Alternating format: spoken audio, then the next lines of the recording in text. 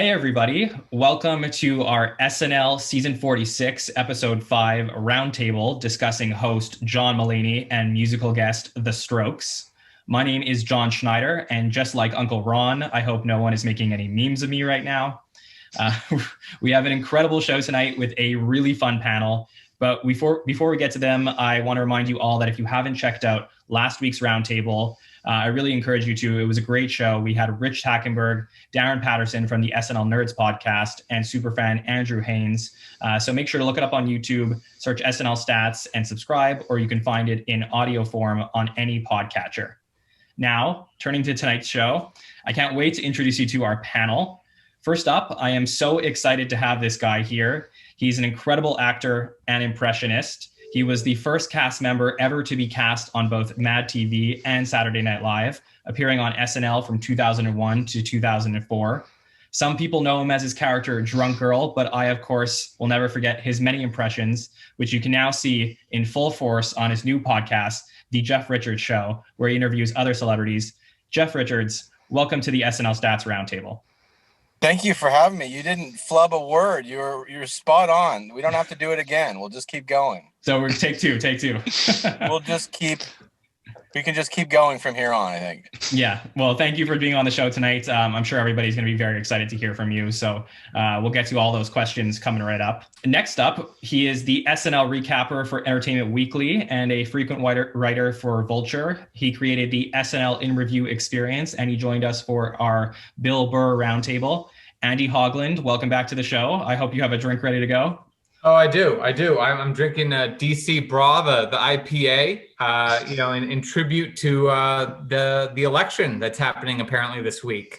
So, John, thank you so much for having me back on, and it's great to be with Jeff and with Bill.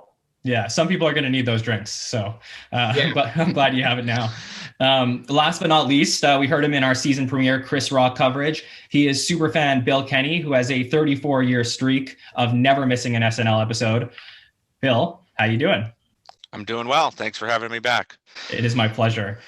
So look, what I usually like to do is when I have people on the panel for the first time is kind of, talk to them about their experience with Saturday Night Live, how they got into the show. But obviously for the first time, we have a former cast member on the show, an alumni of the show. So Jeff, I'm a little bit curious about, you started on Mad TV and then you were on SNL. If you can just kind of give everybody a little bit of a background for maybe, some newer SNL viewers who haven't gone back and seen, your seasons on the show. How did you kind of get into the SNL space? I think it was just from doing like impressions and stand up. I'd started doing impressions since I was little, and I just loved doing impressions, and that's kind of led to doing celebrities, and so that's kind of what it was, I think, that got me into that little world. I always wanted to do like little sketches and things like that. When I was little, I did public access and radio, but it was just being able to I just mimic people, that's just, I was never like a groundling or anything, I'd never got trained in that, that's a whole nother thing, but yeah. Okay. And that's what my show is. That's what my show is. I interview people as different celebrities. Yeah, so I'm curious. So for people who haven't seen the podcast that you're doing now, can you tell us a little bit about the Jeff Richards Show? Yeah, so it's the Jeff Richards Show, and mysteriously, somehow I'm never there each episode. So I get a celebrity to host my show, and that's, one of the voices that I can do.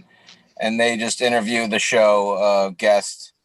And that's pretty much how it goes. We've done a few. We had Alec Baldwin on, and Bob Saget, Brad Garrett. So it's been pretty good. You had Daryl Hammond on too, and Punky Johnson, actually, right, Jeff? Yeah, that's right. That's great. That's right. So for you, when it came to SNL and I guess Mad TV before that, was it always a dream to be on these shows when you were younger? Is this something you always aspired to do, or did it just kind of happen on, your path for your career? I think it was my first thing was Kids in the Hall. And I was 13, 14, and then SNL as I got to be like 17, like a little like later in high school. But yeah, wanting to be on those shows, was the dream, the absolute dream. But back then I didn't think I could do that. I just thought that would be amazing to do that. I didn't see myself necessarily doing that. Exactly.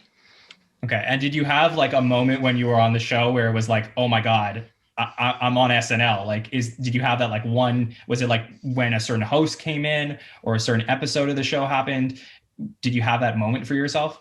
That's a good question. I think it was like when I did Gary Shandling, the first thing I did was like Gary Shandling. I think that was like a significant little thing. And I remember thinking, wow, this is crazy, getting this, all the prosthetics put on you and everything. That was kind of, right then. And then I remember doing Bill O'Reilly. I did that once, and that was another was like I had to kind of drive the thing. So I was, I had a lot to do in it. And that was like kind of like, oh my God, this is crazy kind of moment too. But there's been a lot of those crazy moments. It's an amazing show to be a part of. That's amazing. I could only imagine the feeling when you're on the show and then it kind of hits you that you're on SNL, and doing these impersonations or impressions that you've done for years prior. That must be super exciting. So I'm also a little bit curious, Jeff, as we kind of transition to the now a little bit. Is you left the show, I guess, in 2004, and now it's 2020. So do you feel that the show has changed a lot since you were on it, and have you been keeping up with it?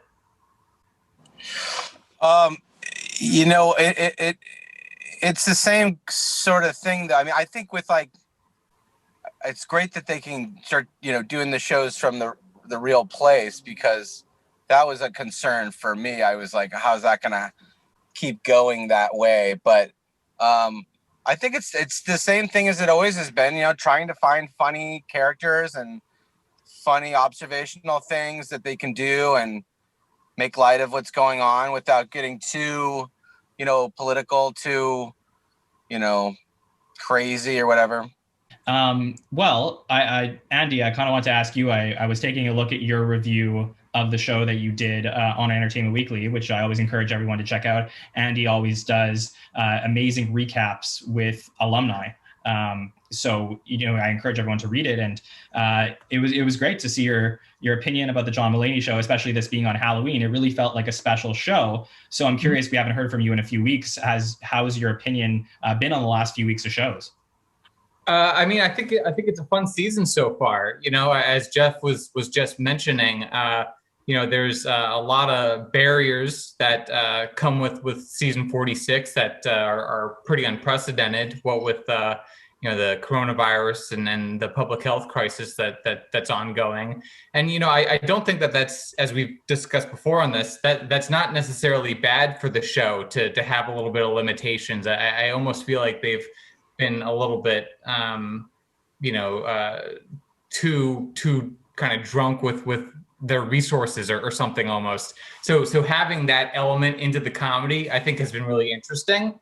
I think having a lot of stand-ups hosting, whether it's Bill Burr or, whether it's Mulaney or what have you, has been a good dynamic, because it really grounds the monologue and makes sure that the monologue's pretty strong, because that's their natural MO. We can talk about this a little bit more in depth, but I still don't think that the cold opens especially work. I'm not sold on Fire Marshal Biden. That doesn't really come across as someone who knows a lot of people in the Biden world. It just doesn't really capture the guy. So I think that's kind of where I stand generally. I think John Mulaney's a good host. I think the Strokes are great. I think the Strokes are an awesome, musical guest. So there's been a lot of positives. I've been kind of pleasantly surprised, honestly. I think that it's been good generally. Cold opens aside, which I think we just cut those. Yeah, I think certainly there's a lot to talk about there. Bill, I want to bring you in for a second. So, Bill, tell me what, we haven't heard from you since the premiere. How has your opinion been on the season so far? I think they've been really building on it. I think every week has gotten a little bit better. I think this week was really strong. This was the best cold open I think that we've had, even though there's a lot to be desired, as Andy said. I mean, getting away from the debate sketches has been a godsend. You know, having him in a different scenario and bringing in all the different characters, I think that's really helped. But yeah, I mean, overall, there's no groaners in the episode. You know, I think every week we've had a lot of A sketches, some C's, but no F's. And that's kind of rare, especially when you think about the fact that they've never done 5 episodes in a row. So yeah. I think that's been a big deal. But yeah, I think they're on quite a streak. Yeah, true. It's an amazing feat what they're doing, going for 6 episodes in a row now. But Jeff, I do want to ask you while we have you here. I'm very curious because we were talking a little bit about the cold opens, and I know you recently had Alec Baldwin on your podcast. So I think we've seen a trend in the last few years that was very different than your era, where they're bringing in these outside celebrities to play the politicians. Whereas in your era, when it came to, you had Will Ferrell playing Bush, and then, after he left the show, it was given to several other cast members. And I'm just wondering, how different is that for a cast when you have, the major roles going to outsiders compared to the camaraderie of doing things all within your cast?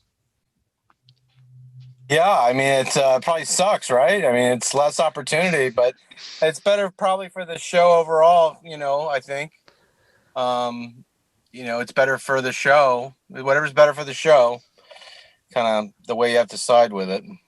Yeah, definitely. And I'm also curious to ask you, I mean, one of the main topics that we've discussed over the last few shows that we've done is you have this 20-person cast that's there right now. And it's just, there's so many of them. I know we haven't had Cecily and 80 on in a while, but basically we're working with 18 to 20 people, whereas in your era, it was a lot smaller cast. So I'm just curious about if you could kind of tell me about the camaraderie of a smaller cast versus, having so many people on the show. Do you think that the experience of these cast members is somewhat diminished for being such a large cast? Well, it just totally depends on everyone's individual personalities.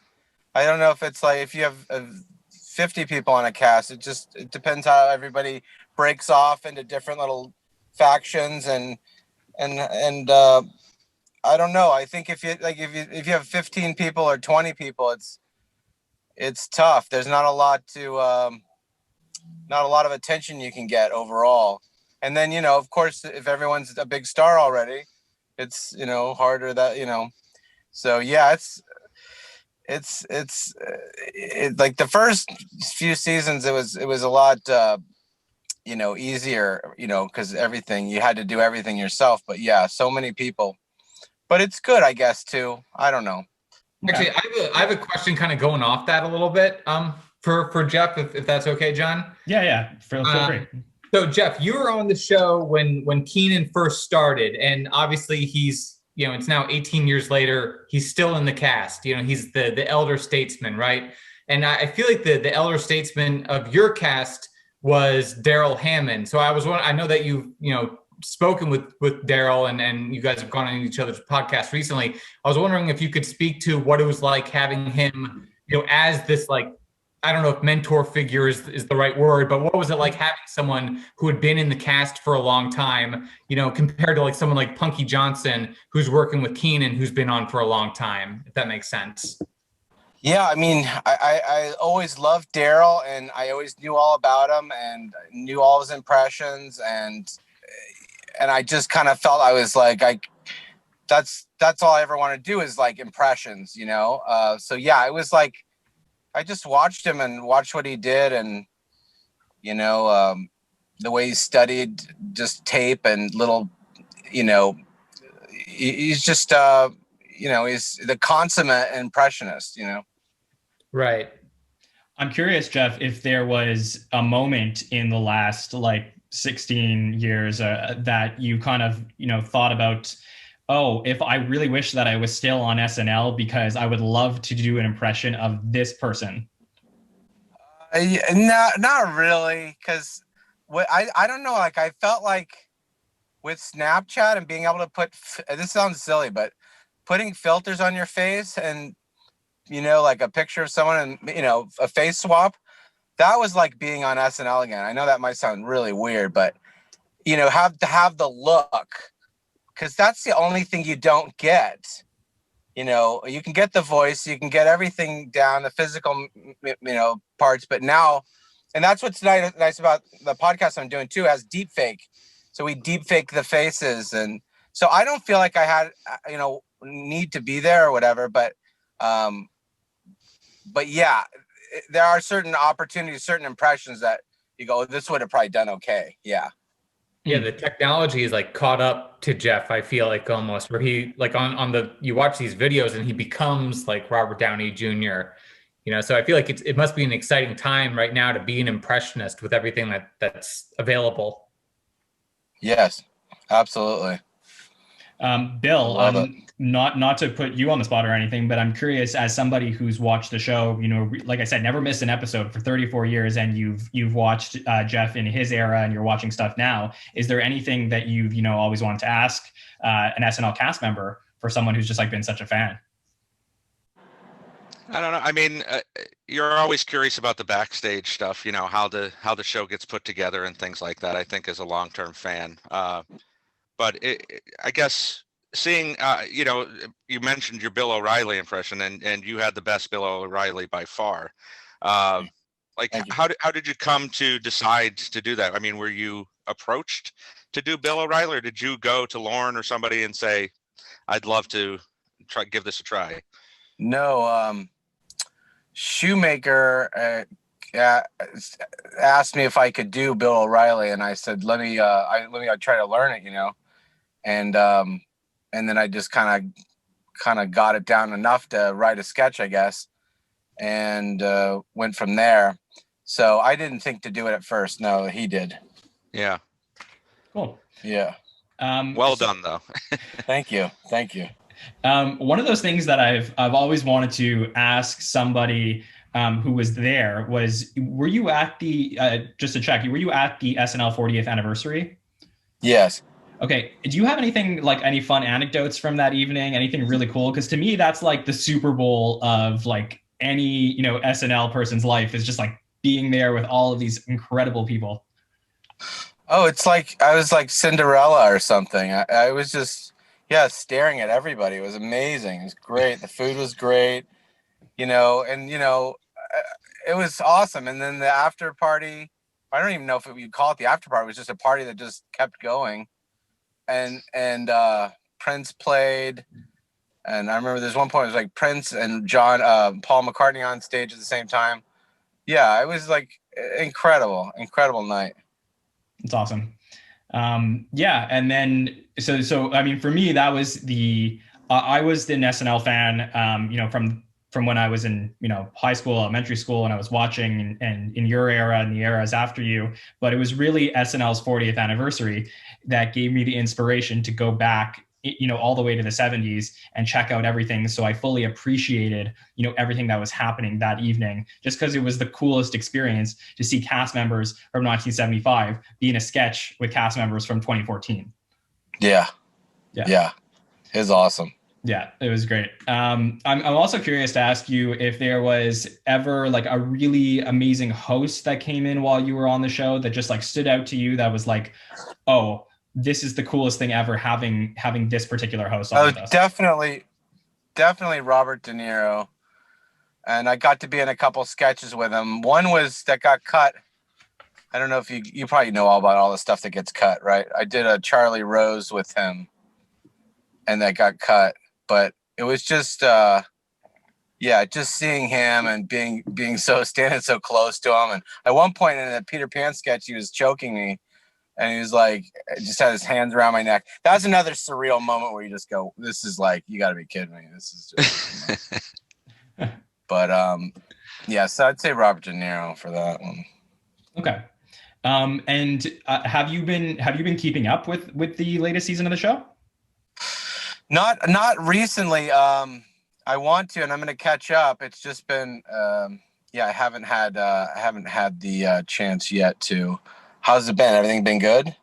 Yeah, so I think what Andy was kind of alluding to when he was speaking, or really just saying directly, is that the quality of the show has actually been very impressive for all the limitations that they put on the show because of COVID, because of the Yeah. large cast. It's been really cool. It's just that these cold opens, they've done these like 10, 11, 12-minute cold opens full of impressions and like I said, outside celebrities that have some have been like they're very hit or miss. So it's been interesting to see how they're developing these. And I guess a lot of the panelists that have been on the show the last few weeks, their biggest concern is that because it's election season, this is going to continue for the entire season. So it's a little bit of a concern just for the overall quality of the show. Yeah. Yeah. Well, I mean, it always just comes down to really the writing, and if that's strong, I think they'll be just always just fine. It's always the writing, right? I have one question for you. You were talking about SNL 40. I think you met Jim Carrey at SNL 40, right? And you obviously were on the show with Maya Rudolph, and you just had this, podcast, this great podcast episode with Alec Baldwin. These are like the centerpieces of the cold opens. Can you speak to what it's like, working with Alec Baldwin or meeting Jim Carrey or Maya Rudolph, et cetera? Yeah. It's just surreal. It's surreal, but then it's like, okay, it's like you can't get too caught up on that. That the 40th, I remember just watching people kind of from afar. I was like, I would stand up there and just stare at Jim Carrey in the face, but just kind of looking at everyone, and it's like these people mean so much to so many people, and it's like to have any amount of their time is like such a joy and such a blessing. So, but the Alec Baldwin thing that we just did was so much fun. He was so great and, gracious with his time, and it's just special people like that. Yeah. Well, we definitely feel the same way about having you on the show tonight. I'm really happy to, get a little bit of your time to be able to ask you these questions, because not every SNL fan gets this opportunity. So it's exciting. Oh, good. I'm glad to be here. So I guess if I could just turn a little bit to a couple of things that happened, during this week's show. Andy, I know you were talking a little bit about, the cold open wasn't your favorite, but was there certain things that you really loved that you saw this week? I mean, the Strokes, I think were really great. I love their new album. Update was really good as well. I'm trying to think. I mean, the short films were always fun. The Strolling that Chris Redd did, that was, and Punky Johnson, that was really entertaining. I'm trying to think, like, I don't know. I kind of honestly, you know what? Like, this is like the fourth time that John Mulaney's hosted. I'm kind of seeing a little bit of like diminishing returns a little bit. Like we're getting into, the Uncle Meme sketch, like we just saw that in February. It's the exact same premise. And then the Broadway medley thing, they just keep returning because they got that one moment with the lobster diner sketch, and then they just keep on bringing it back. And maybe I'm not a big Broadway guy, I wasn't into musicals growing up, but that's that's just two things that I wasn't a big fan of. The monologue I thought was good as well too. So yeah, overall I thought it was a solid episode. Yeah, Bill, I think that what we saw kind of at the beginning of SNL's run, at least in the first 5 years, is that there was these hosts that would come in and they would establish themselves as being friends of the show. And these were guys that, might come in and they might be there even twice a season in the first 5 years. And I had somebody actually ask me on Twitter the other day, is it normal for somebody to host twice in a year, like Mulaney hosting twice in 2020? And it actually happened a lot in the 70s and in the early 80s. That was very common. So, we saw that with the Buck Henrys and Steve Martins and Elliot Goulds at the beginning. So for you, do you feel like it's also diminishing returns with somebody like Mulaney, or do you think it's cool to have somebody that's in the present time being such a close friend of the show that comes in? I think we're headed there. I don't think we're there quite yet. I think we're kind of in that Buck Henry zone, and I like that. It feels like the cast almost brings their A game, knowing that this guy who, is coming back to the show after writing on it for 5 years is able to kill it every time that he's on the show. It feels like, and I think they did that with Baldwin back in the day. I think, Billy Crystal in the Ebersol years, where he almost became the permanent host. I wouldn't want to see them go that far, but I think at this point we're still okay. And I've got to disagree with Andy as far as the Broadway. I'm a big Broadway fan, so I think they're still doing really well with that. That was my favorite. When I saw Pete and Chris standing there, I knew what was coming, and it was excitement for sure. You know what? I like the Luck Be a Lady part. I think yes. back in school. But I like that one. Yeah, so I want to get into that a little bit more later when we'll kind of do a little bit of a deeper dive into the show. But Jeff, I'm curious because we had a host this week in John Mulaney who was a writer on the show previously. And when you were at the show, were there any writers that you were looking at that you worked with and you were like, whoa, this guy or girl would be an amazing cast member on the show, and they may have not gotten that opportunity? Yeah, JB Smoove was like that. I was like, this guy's so funny. I just knew he was going to do something. And then Sudeikis, I knew that was something's going to happen there. Yeah, it's like they just don't have room for everybody right away, But being a writer is such a great way to get to know everyone, and and you get popped into things too. You never know, just if you have the right look. And they go, all right, you're going to be in this sketch. And, it's a lot of awesome, cool, weird opportunities that go through a whole week, Yeah. Is that something that you guys talk about when you're at the show, like with the cast? Like, ooh, like, we might actually have a star here in the future in someone like a JB Smoove or a Sudeikis. I don't think people talk about it out loud like that, but it certainly is like yeah, people recognize when people are funny. No doubt about that. I think best way to put it. Yeah. Yeah, so, for sure. Yeah, no, that makes sense. Yeah, so I guess if we kind of talked about your time on the show, and we see a lot of impressions nowadays, but it's rare to get a full-on impressionist on the show in the way that we have in the past.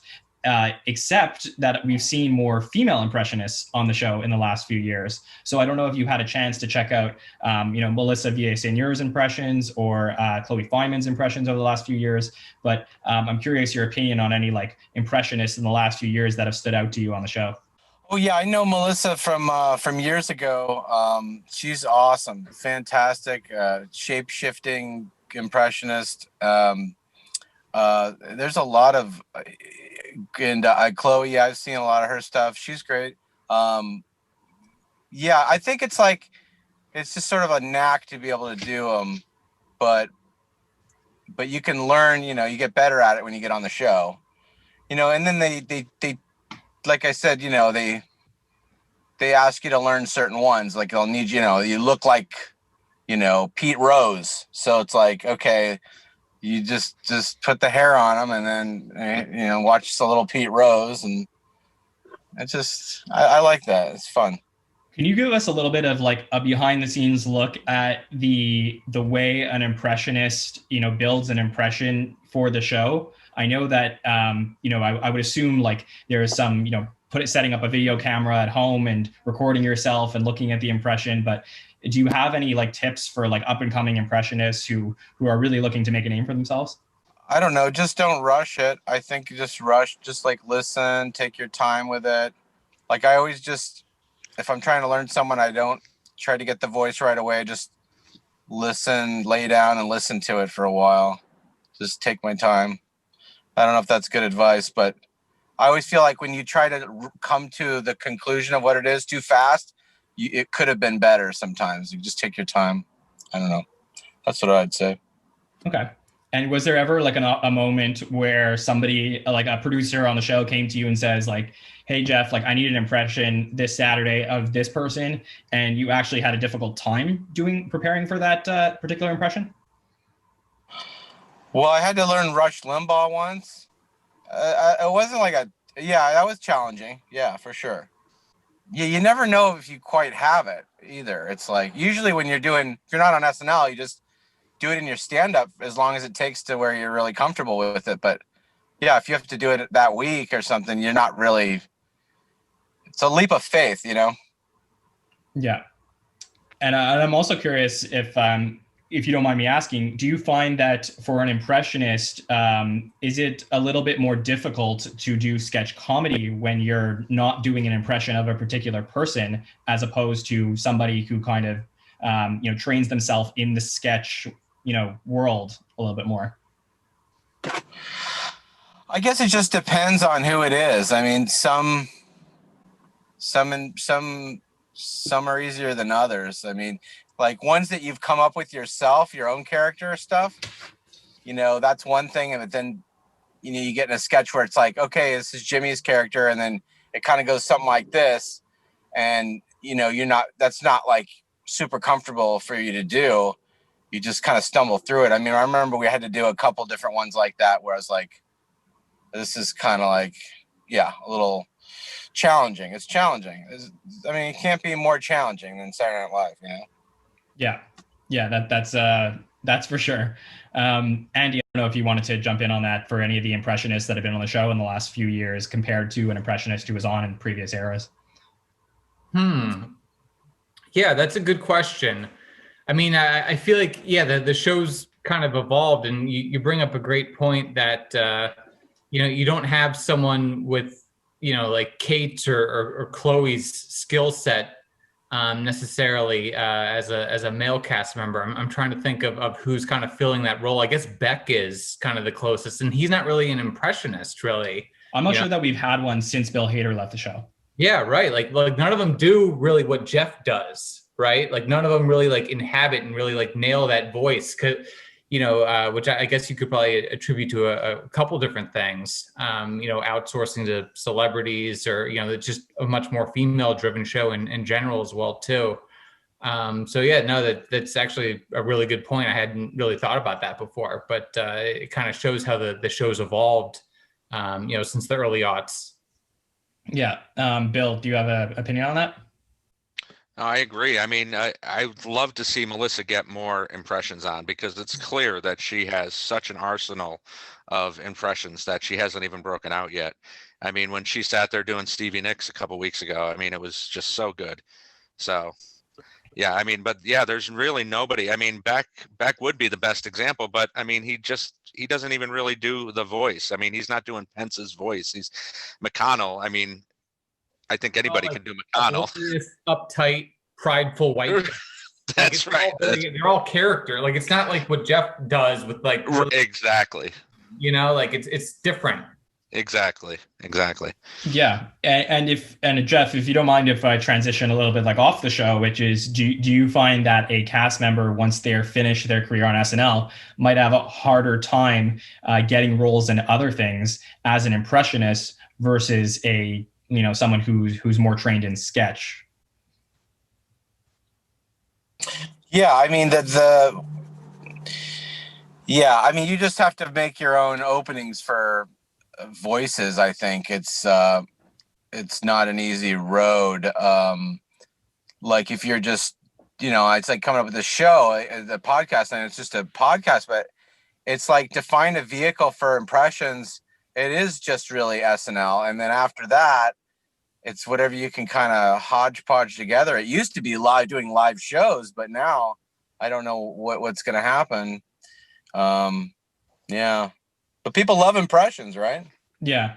Do you ever, like, when you meet people and they're like, hey, show me your Dr. Phil, or show me, your Bill O'Reilly, like, is it ever tiring to be impersonating all these other people, or is just, this is like your passion, this is what you love, and you don't mind showing off these impressions?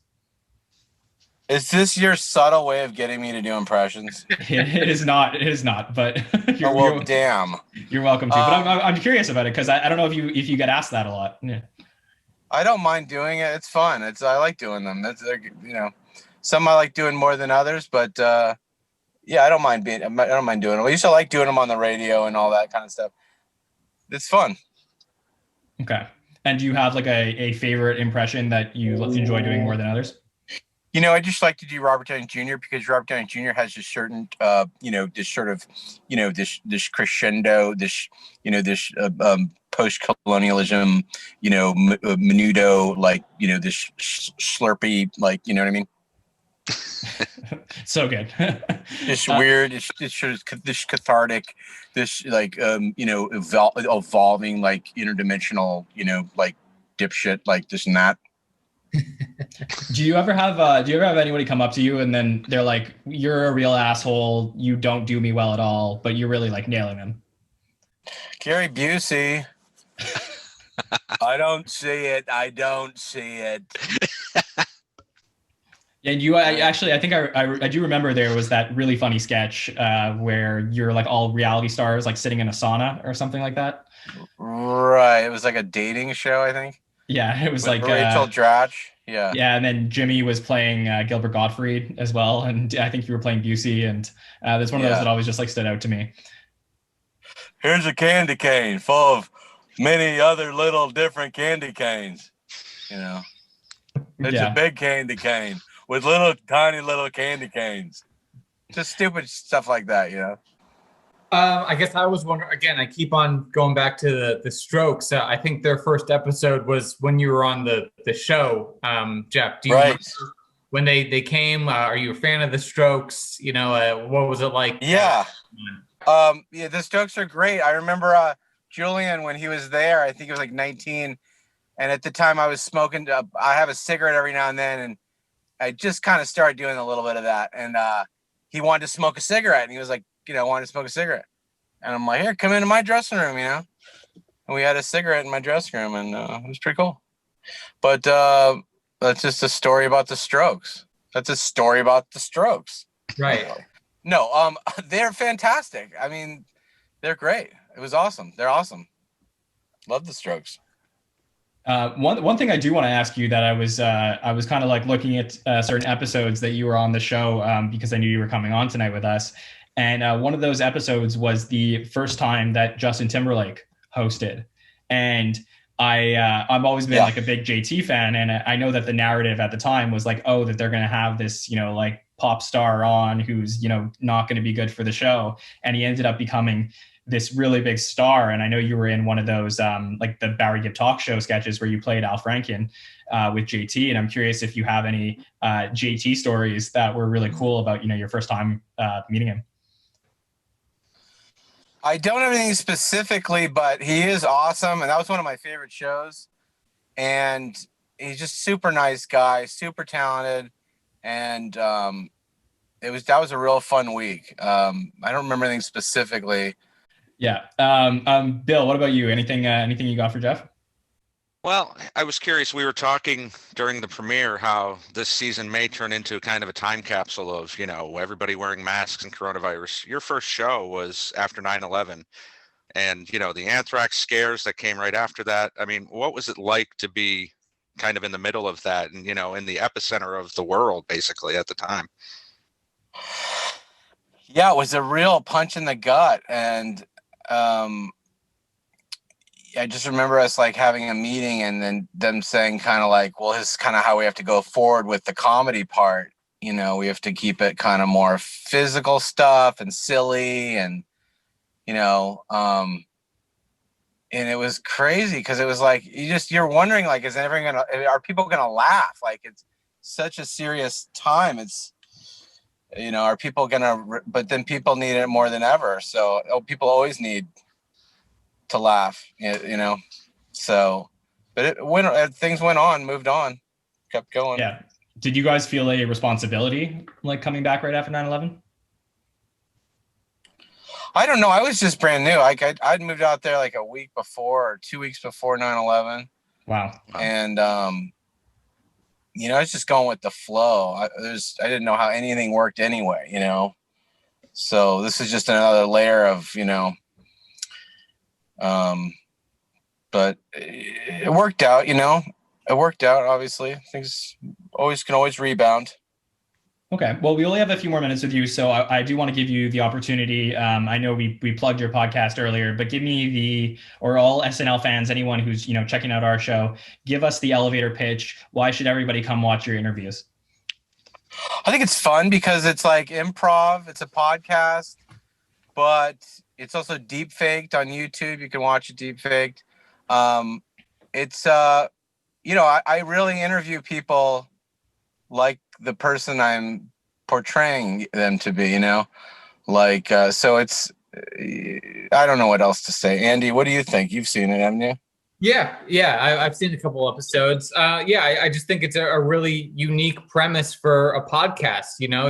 You're like Jeff said, you're getting to see two great comedians riff off one another, but at the same time, it's a serious conversation. But at the same time, you're seeing Jeff like totally embody a different person. So it's kind of like three different podcasts in one. So there's something for everybody, you might say. And it's just kind of an original approach. And, given the time that we're in right now and, the number of podcasts that are out there, it's just kind of a fresh way to take a look at it. So I recommend checking it out. Yeah, definitely encourage everybody to check out the Jeff Richards Show. And Jeff, you can find that. Is it on YouTube and on any podcatcher? Yeah, everywhere. And you can just go to thejeffrichardshow.com. Awesome. Well, thank you so much for joining us tonight. It was really great to get to ask you those questions. And so if you are listening on the audio version, we are going to be switching over to a little bit more coverage of the Mulaney and the Strokes in just a minute. And we'll say thank you one more time to Jeff. So, hey, everybody, we are back, and we want to thank once again Jeff Richards for joining us on the show. We are still here with Andy and Bill, and we're going to do some coverage and talk a little bit about the John Mulaney Strokes episode that we just saw, which was really interesting. Like we said in the first part of our show, that there was some good, some bad, but potentially some diminishing returns with Mulaney. So, Andy, if you don't mind, just for anyone who didn't, who may have skipped to this part of the podcast, which you shouldn't, you should check out the rest of the Jeff interview. But in case you did, Andy, let us know a little bit about your thoughts overall on the show. Well, going into it, the thing that I found really compelling about this is that I believe this is only the fourth episode in the show's history to fall on Halloween, right? That's right. The first one is the notorious, famous Fear performance with Dr. Sam Loomis himself, Donald Pleasance. We get one more in the 80s, and then the last one is one of my favorite monologues. It's Catherine O'Hara's story. Scary story about her family and her sister and her dad, little Mary Margaret. One of my favorite SNL monologues of all time. So that was kind of the bar that I was holding this episode at. You have this classic, chaotic musical performance, this really, really entertaining monologue, and it's just the ability to be both funny and spooky at the same time is one of my favorite subgenres in general, whether it's Ghostbusters or Abbott and Costello meets Frankenstein. So all that is preamble to say that I was a little underwhelmed by the episode. I think shot by shot, there were like a lot of, like Bill said earlier, a lot of solid sketches, maybe some C's or B's or whatever, like not a lot of F's. But, if there was anything iconic or memorable, just outside us picking apart the cold open, it hasn't really resonated with me yet. Yeah, and that 1981 show that you were referring to, The Pleasance Show, is actually, I believe, the last time that John Belushi appeared on Saturday Night Live. Right. It's a famous show for the passing of the torch. Basically, you see in this cold open that Belushi walks out of the bathroom and Eddie Murphy's in the sketch, and it's almost like this theoretical passing of the torch from the original cast to the Eddie Murphy era. So that's where that episode, and there's a lot of write-ups actually about that episode, about the band itself, Fear, which I believe was a Belushi recommendation, if I remember correctly. But I'll bring it to you, Bill. So tell me again, overall thoughts on the episode and things you liked, things you didn't like. Yeah, I mean, to piggyback off what Andy's saying, I thought the same thing, and I actually rewatched all 3 Halloween episodes this weekend on Peacock. Awesome. Just to kind of, and you look at the Dabney Coleman episode from season 13, and other than the Catherine O'Hara monologue, there's not a lot of Halloween stuff in there, and you were just kind of hoping that they'd go back to the season 7 roots and really, because they hit it out of the park. I mean, other than the Fear stuff. Donald Pleasance was such a horror, well known in the horror genre, and every sketch they did was, Halloween based. I feel like it was a missed opportunity after 28 years. Yeah, and just to kind of go into that a little bit more, I really like John Mulaney. He's a great stand-up. I thought the first 2 episodes were pretty classic. I wasn't a fan of this one or the last one so much. But now that you have me thinking, what if they had, someone from the horror genre host today? You know what I mean? Like, there's so many scream queens out there. Like, horror is one of the few movie genres outside the MCU that continues to do really well. So there's so many, and it's just from Comic-Cons or whatever. Like, there's such a passionate base. It might not be like SNL mainstream level, but there's so many people that you could probably tap or really bring in and make it just like a fun show. Exactly. Yeah, I do wonder if behind the scenes that it just may be one of those things that the people who are booking the show aren't necessarily tapped into, that particular market. But I do think that, So, but I think that, we're always looking for something different and exciting on the show. And I think, for only the 4th time in the 46-year history to have an episode on Halloween, it would have been pretty cool. It just happened to also fall in an election year. And I think that they knew they had a lot of eyeballs and they trust Mulaney. So it was like, it just seemed like a shoo-in. But yeah, so I mean, there were some really cool things. I think the one Halloween thing that I did love, I guess, our Halloween themed maybe, is this Headless Horseman sketch. Which to me was my personal favorite of the night, because that's the type of thing that I've spoken about this before. Like, my favorite era of the show happens to be the era that John Mulaney wrote on the show. And this is only because, I was in high school during that time, and it really felt like a sketch that you could have seen from, 2008. And just the overall feel of it and the vibe of it, because I had no idea where it was going. And then it just took that left turn, and I was like, oh, this is really, really funny. And I don't know why I've never thought about this before, but that's like the type of thing that I thought was really cool. But let's kind of go into a little bit more particulars. Any sketches that you guys really liked or didn't like as well? I'll start with you, Andy. Yeah, I mean, I'm trying to think what was really a standout to me. I'm a little bit at a loss, just because I respectfully, I know Bill was a fan of the Broadway medley. Like, that really didn't jump out. I mean, the short films I thought were good. I think those are probably the highlights, because they're kind of commenting on, what life in America is like, with all the anxiety around the election and so forth, and the pandemic. I think that probably, it was a little time capsule moment, which, you think about what a weird era we're in right now, and everything that's going on, politically and across the country, across the world. I think, those short films probably did the best job of grabbing it this week.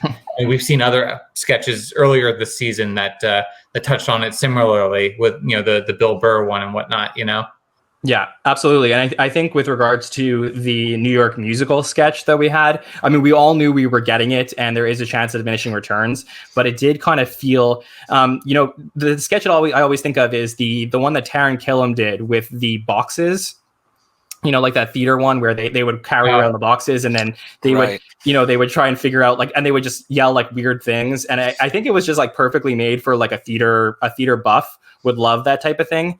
And I think it's the same thing here. It's not that somebody who's not super into theater doesn't get some of the songs or the references.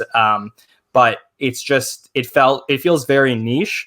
So I guess you probably get more criticism from people if he didn't do one, but it was not, it's not as exciting as it originally was, I think. Yeah, well, and to your point about the Headless Horseman feeling like it was something out of 2008, I feel like the first couple episodes, it was like Mulaney was dusting off the Lobster Diner. He was dusting off these, aces in the hole that he had in his back pocket, to mix metaphors a little bit. And I'm just curious how many more gems he has stowed away. Yeah, and the other thing is maybe because of COVID, he couldn't bring in someone like a Bill Hader to, do some of the sketches that maybe he had written at the time. Mm-hmm. Yeah. So let's kind of talk a little bit about the cast itself. And we did something last week where we talked about the screen time and the analytics and who we think is doing well or not. And like I said, it's been a while since we heard from you guys. So not necessarily particularly in this episode, but overall in the first 5 episodes, have there been any cast members that have stood out to you or not? Andy, I'll start with you, I guess. Well, I mean, it's an interesting question, because I really feel like each episode, it's almost like they have people who are in the starting lineup and then people who are sitting these episodes out. Like, Adi and Cecily are obviously not a part of the show at the moment. None of the featured players have quite jumped out. I mean, Punky has had a few moments, I suppose. I think overall, first 5 episodes, I'd be curious to see if the numbers back me up on this, but Kate feels like she's the star, right? Keenan, obviously, but then my personal favorites are the triumvirate of Heidi and Chloe and Bowen. So I'd be curious if you guys agree with me, but I think those 3, whenever they're on and whenever they're given a time to swing the bat, I think that they tend to deliver more often than not. Yeah, Bill, what do you think? I would throw Ego in there as well, but yeah, I think you're right. Like, and where was Heidi this week live? Like, she wasn't in any sketches. It's right. Crazy. And you think of her as kind of the torchbearer that when Kate and Cecily do leave, that she's going to be the star, quote unquote. I mean, even if I don't know that we have that anymore, but where was she? Did they give her the week off? Like, it's curious what they're doing at this point. Are they telling people not to come in, or are they just not getting in the sketches? Yeah, it does feel like there's like a skeleton crew type aspect going on. Like, Melissa was just like gone for most of the season, right?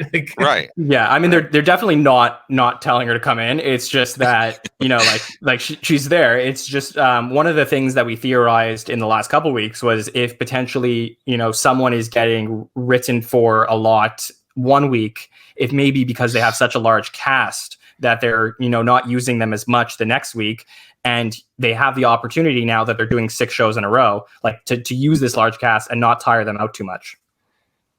So right, that's always a possibility. So we talked about some people who stood out and some people who didn't. One of the people who stood out for me in this episode was Chris Redd, who won the night basically by having 5 sketches. And it's been really exciting to see his growth on the show, because, when we talk about, the big stars of the show right now, in terms of at least screen time, it's usually someone like a Kenan Thompson, a Kate McKinnon, a Beck Bennett. But, a lot of people felt that, similar demographic, Chris Redd was basically coming in to replace Kenan a few years ago. And now, Kenan's obviously stayed on the show, and Chris Redd, in my opinion, has really built something for himself and has a place on the show in the starting lineup. So, Bill, I'm curious your thoughts on that. I think that's absolutely right. I mean, he is really, and we talked about this the last time, his short films have been phenomenal.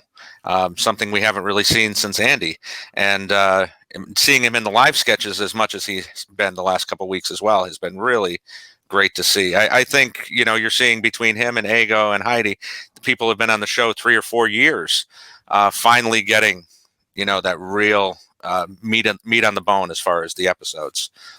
Yeah. Andy, what do you think? Yeah. I don't know that I've been as much of a fan of Chris's short films and the song parodies as Bill maybe, but I do think that he's extremely talented and has kind of crawled his way into having his place in the starting 9 lineup, and has his own like niche on the show for sure. So I'm a big fan. Yeah. And one of the things that, I want to make a regular segment on the SNL Stats show, which you guys, if you checked out last week, you would have seen us talk about these rankings, which is our friend Mike Murray. He's created these special SNL rankings for us. And like I mentioned, we're going to be doing a full podcast with him in a couple of weeks, between when the shows are off, to kind of get into the methodology behind these rankings. But I'm going to bring them up on the screen for you guys, and I want you to tell me if anything stands out for you. So let me just pull that up right now. All right. So I pulled up on the screen these rankings, and hopefully, you guys can see them from, last week we kind of went into more detail, but this week I'm going to show you the scores. And this is basically a score that talks about, takes into account different appearances on the show, and it counts. If you're a main player in a sketch, it gives you more points. If you are you just have a voiceover role, obviously it gives you less points. And what Mike does is Mike looks at every single sketch and he times the amount of screen time that you're actually on screen. So if you walk on and you're not on screen, or you're not, saying anything, you're not actually going to get the points for that. So this is a better way of kind of, looking at things from, who's doing well on a particular evening and who isn't.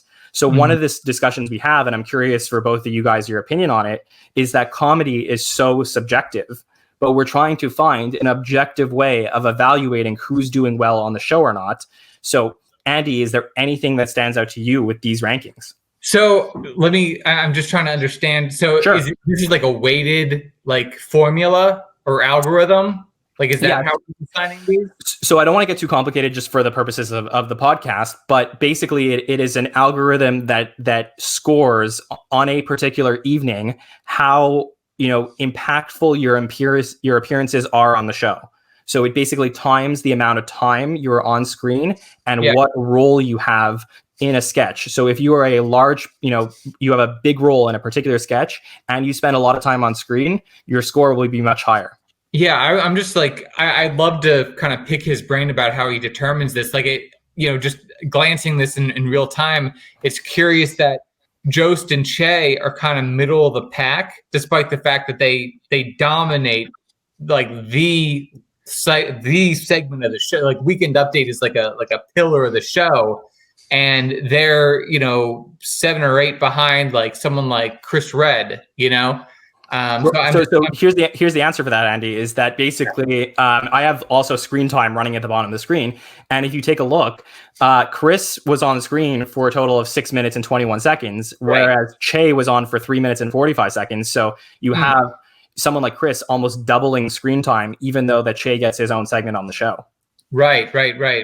So then he does a multiplier effect, Chris Redd starred in a short film and that equals this amount value. I'm just a little confused. No, of course. The reason I'm not getting into too much detail is because I don't want to make it too complicated for people, but basically he looks at every single sketch and marks down if someone is an A player, a B player, a C player, or a D player. Yeah. And if you are an A player, it's one of the main roles. If you're a B player, it's kind of a secondary role. A C player, I believe, is somebody who walks onto a sketch that doesn't really have any speaking roles. And a D player is just a voiceover. So somebody like Higgins or Beck, who does a lot of voiceovers, or Cecily when she's on the show. So he'll look at that and give a point score to, if you are an A player in a sketch, you'll get 4 points or 3 points for a B player, 2 points for a C player, 1 point for a D player. And then he'll take that particular score and multiply it by the screen time that's there. So, you can ignore the particular numbers because I do want to get into that a little bit more when we interview him so he can explain it himself. But I'm more curious about the rankings from 1 to 22, if anything stands out for you guys. I mean, the one thing that jumps out to me, and, I apologize for being a little obtuse about the It's okay. But, I think this kind of goes back to why I personally really enjoy having stand-ups, host these episodes, because I think it gives an opportunity for someone like Pete Davidson to be higher in the rankings, or Chris Redd, also is a touring stand-up as well too. So beyond, the real tent poles of the show, like Keenan and Kate, or, the update guys and the special guests, cold open folk, it really gives a chance for that stand-up dynamic to be spotlighted. Yeah, no, I totally agree. And Bill, what are your thoughts? It's very interesting. It's hitting my Saturday Night Live / sports right where it is. Yeah. I mean, it's interesting to see. I mean, none of these really surprised me based on watching the show this week. It's sad to see Alex and Bowen so low again, but I mean this makes a lot of sense. Yeah, actually, can we talk about Alex for a second? Absolutely, yeah. What did he do to piss off the SNL gods? Why is he being so shorted this season, even last season? My wife and I, someone needs to sit down with Alex and figure out what's happening. Okay, my wife and I were sitting down last night. And she says, oh, let's put on a Netflix Christmas movie because it's November 1st. So that's what you do now, right? So I'm like, okay, perfect. Like, let's just like pop on a shitty Netflix Christmas movie. Like, I'm into like the Hallmark stuff with like Candace Cameron Bure, like whatever. Like, let's do this. So she puts on this movie Holiday, right? And it's, long story short, you guys kind of know what kind of movie this is going to be. The female love interest goes home to see her family. Her sister, it's a big family. Her sister is married in this movie to Alex Moffat. He's like eighth build in this movie. Like, I kid you not. Like, he probably has less screen time in this movie than he does in a typical SNL episode. And you're like, why did you take this part? Like, it wasn't like a funny role. Like, it was just like a standard rom-com husband to the lead sister's role. You know what I mean? I was like, what is happening? Like, why is he taking this role? He should be the lead of a rom-com. He shouldn't be eighth build in a rom-com for Netflix. Like, what is happening? Sorry, that's a digression. No, this is great because this is what I put on screen for anybody who is checking out the video version of our show. Is I put up the total screen times for every cast member through the first 5 episodes in order. So you can see who's actually getting the most screen time for every single cast member. And if I look at it, I don't have the number here, but I'm pretty sure that Alex Moffat is only above Lauren, Melissa, Adie, who hasn't really been on the show, Punky, Andrew, Higgins, who does voiceovers, and Cecily. So if we take out Higgins, Adie, and Cecily, he's really only in front of, except for Melissa, featured players. So he's one of the lowest repertory players on the show right now in terms of screen time. And he's such a diverse, like he's, we were talking about this with Jeff Richards earlier. Like Alex is the kind of guy in a different era who would have been the backbone of the show almost, or like a leading man of the show. Like, he's such a diverse utility player. I'm just not sure what's happening. I mean, we've talked about this with Melissa's, like, I feel like the fan favorite of, why is Melissa so underutilized? Or like Luke Knoll was a really famous one, as well too, that SNL Twitter talks about a lot. But I think low key, the underdog here is Alex Moffat. Like, what is happening? Like, he gets like the Trump Brothers sketch on Update, which I assume is why his third episode is so beefed up. But if you take out that, his median is screwed. Yeah, definitely. And Bill, I'll bring you in a second. But I mean, if I'm just taking a look at the numbers here, for Alex Moffat, he had 29 seconds on the show in the first episode. He had 20 seconds on the show in the fourth episode, and only like a minute 10 in the second, and a minute 34 or a minute 54 in the last one. So he's totaling about 8 minutes of screen time, almost 9 minutes of screen time in the first 5 episodes. And you have someone like Kate who's at 32 minutes of screen time. So, Bill, any thoughts on this chart here? Right. I mean, exactly. I think, and Melissa is another example of that. I mean, it's heartbreaking to see these numbers for her. Like, why isn't she getting more screen time? I mean, you look at the fourth episode, that was her update, and and she was in a little bit more this week, but that's it. I mean, Kate and Keenan obviously are going to be on the most. They're the anchors and the most likely to leave at some point this season if things ever go back to somewhat normal. But yeah, it's kind of disheartening to see both Alex and Melissa so low down on the list here. Yeah, I mean the show is just hemorrhaging cast members. Like, it's so bloated that like it's kind of like this is what happens when you have 20 cast members, and it's a combination of these big stars. Then you have other stars who are doing their own show projects. Like, a part of me wonders, like, if you're Alex Moffat, like, when do you decide to leave? Like, are him and Beck, or Kyle, like, when do they decide that enough is enough?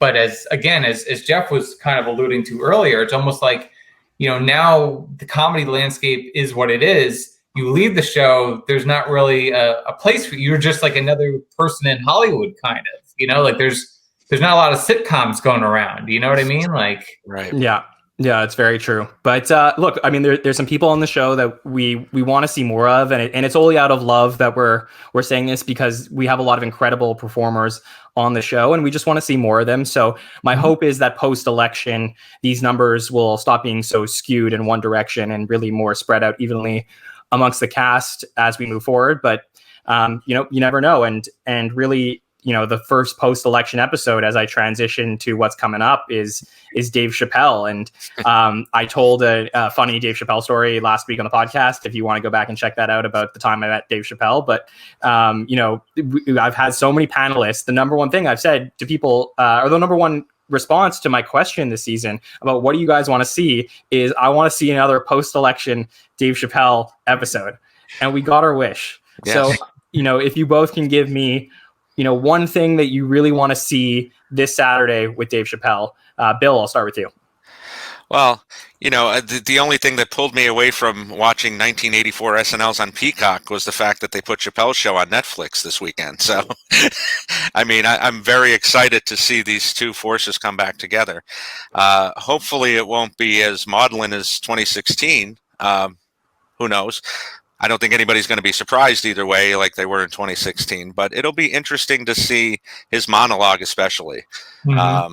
And will they try to recreate something like the Chris Rock Chappelle sketch that they did in that episode?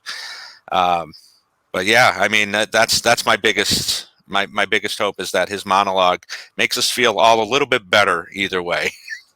Yeah. Andy, what about you? Yeah, I mean, I think the number one that I want to see is him grappling with a pending Biden presidency. I think that's easily, for me personally, I want to see the show be able to turn the page on Trump, and I want to see the country be able to turn the page, and I want to hear from Dave Chappelle and not have it be like Bill said, a maudlin repeat of the 2016 episode. Although, again, as Bill said, that sketch with Chris Rock is so classic that something of that caliber would be welcome. And then I think the last thing that I want to see is, just an opportunity for some of these underutilized cast members to really get their time to shine. And I want to see the show stop with the skeleton crew and, determine, our 80 and Cecily and Kate and Keenan, are they staying on the show? Are they going to leave after this fall or this winter? Like, I'd like to see some resolution in terms of, this long cast. Yeah, we still have a lot of questions that are going to be answered as we go throughout. One of them being, will the show this weekend open up with somebody playing a piano? That'll be interesting to see what happens with that. So, so I mean, look, that was really, our coverage of the Mulaney episode. I know sometimes we, dive a little bit deeper into things and talk about previous eras, but, we were treated with being able to speak to a former cast member this week. And I really wanted to take advantage of the opportunity to, discuss his career on the show. And my hope is that, we'll have other former cast members join us throughout, the season. And please let me know, for people who are, interested and like that, and love SNL Stats, the roundtables that we've been doing. Do you guys prefer to hear these interviews, on their own, or would you like to see some of these cast members join us on the show? I'm always looking to improve the show, so it's really important to get that feedback. So let me know what you guys think, and I encourage everybody to check out the Jeff Richards show. But right now I'm going to go around and Andy, if you want to just give some plugs about, your recent recap that you did with a former cast member. Yeah. Just again, as John said, I do these recaps for Entertainment Weekly for each new episode of SNL. So I love when people tell me what they agree with, or most importantly, what they disagree with. Feel free to write in the comments section or shoot me a tweet at SNL in review. That's my handle. The most recent episode, I got to talk with Dan Vitale, who is a great guy. I've interviewed him for Vulture before. Really, really decent and nice person. So I was really happy to be able to get his thoughts. And sometimes I think these former cast members, they don't want to get too much in the weeds or whatever. Like, Jeff doesn't necessarily want to criticize the show, whereas Dan, I thought is a great person, because he says the Trump stuff doesn't work, Joe Biden doesn't work, the cast is too big. And I'm like, yes, Dan, yes. Like, tell it the way it is, Dan. Like, Bill, do you remember when Dan was on back in the day? Do you remember his episodes? Absolutely. I just watched the episode where he was the prison guard. Yeah. I was just watching that the other day. Absolutely remember. Sure. I don't know if folks check out my latest interview with him for Entertainment Weekly. He pointed me to the fact that his pilot that he did with Lorne Michaels is now on YouTube. Big Shots in America with Joe Montagna. So if folks want to check that out, that's worth a watch too, because it's one of these interesting side projects that Lauren periodically did before he became this, untouchable, Buddhist god of comedy. Lauren was just like a producer trying to get stuff off the ground, and this is one of those kind of one-offs that he tried. Yeah, Very nice. yeah, that's interesting. Bill, what have you got going on? Not much. You can just check me out on Twitter at BKLove73. Glad to talk SNL or sports or anything else. Yeah, no, it was cool to have you on just because I know you're just such a fan of the show, and it must be just an incredible experience for you to be able to speak to a former cast member. Oh, sure. Absolutely. Yeah. And I enjoyed Jeff's work tremendously when he was on the show. So yeah, it was very nice. Okay, well, I really appreciate everybody for checking out the show and for both of you to join us on the panel tonight. And thank you once again to Jeff Richards. If you haven't checked out any of our previous episodes, once again, you can search SNL Stats on YouTube, watch all of our shows. They have some really fun panelists. And you can also search us on any podcatcher, subscribe, SNL Stats. Thank you all so much for joining us. We will see you soon. Good night and have a pleasant week ahead.